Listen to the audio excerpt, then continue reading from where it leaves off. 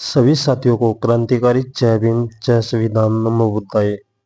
आज हमारे एक और वीडियो में आप सभी साथियों का स्वागत है। आखिरकार क्यों बाबा साहब ने आरक्षण की मांग की, जानेंगे इस वीडियो में। अतः अंत तक वीडियो में बने रहें। और अगर आप हमारे चैनल पर नए हैं तो चैनल को सब्सक्राइब जरूर करें और बेल आइकन को दबाना न भूलें, ताकि हर रोज आप सभी तक हमारी वीडियो पहुंच सके। आइए जानेंगे क्यों बाबा साहब ने आरक्षण की मांग की।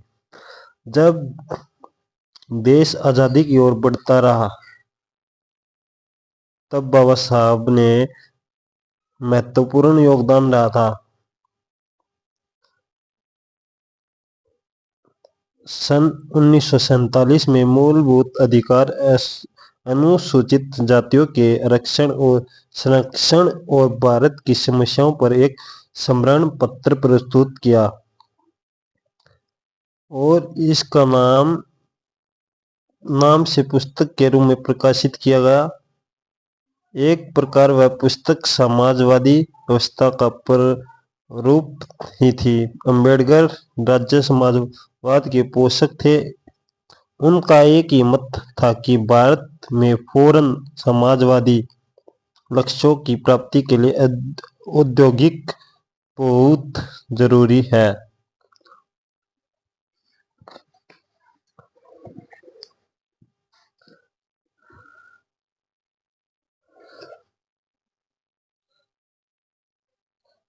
अपनी इस पुस्तक में अंबेडकर ने अपना यह मत व्यक्त किया था कि जनतंत्र को एक व्यक्ति एक मूल्य के सिद्धांत पर जीवित रखना होगा।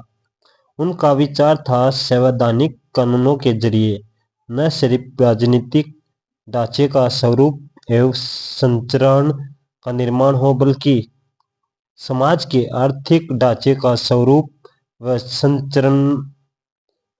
संरचना का निर्धारण किया जाना चाहिए। व्यक्ति के मौलिक अधिकारों पर समाजवाद के अंतर्गत कोई भी जांच नहीं आनी चाहिए। इसीलिए समाज के निर्धन वर्गों की मांग और जरूरतों को पूरा करने के लिए आधारभूत उद्योग राज्य द्वारा संचालित हो, समस्त भूमि को कृषि योग्य और राज्य के अधिकारों में, और सभी उत्पादों स्रोतों पर भी राज्य का नियंत्रण हो। जून 1947 में बहुत गर्मा गया था। देश स्वतंत्रता की ओर बंटवारे के नजदीक पहुंच रहा था। पहले तो जून में ही आजादी मिलने की बात हुई थी, लेकिन वह किसी वजह से अगस्त में टल गई।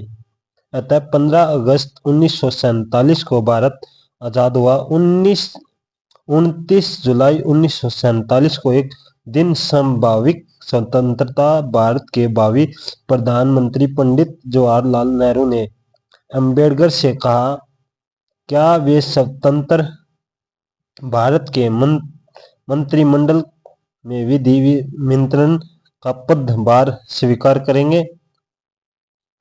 इस सम्मान को भला वह किस प्रकार इनकार करते।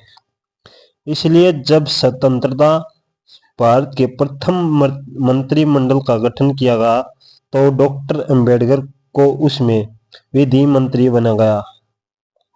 आजाद भारत के लिए उनका अपना विधान होना चाहिए, इस बात को महसूस किया जा रहा था। इसलिए 29 अगस्त को संविधान का प्रारूप तैयार करने के लिए एक समिति का गठन किया गया और अंबेडकर को इसका अध्यक्ष बनाया गया। संविधान समिति में 7 सदस्य थे।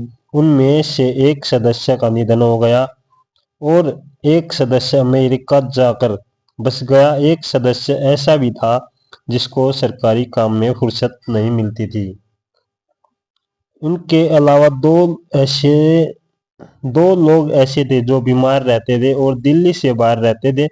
कहने का तात्पर्य यह है कि इस समिति के 5 सदस्य ऐसे रहे हैं जो कभी समिति का काम में सहयोग नहीं दे पाए और अंबेडकर ही एक ऐसे सदस्य थे जिनके कंधों पर संविधान का निर्माण बोझ आ पड़ा।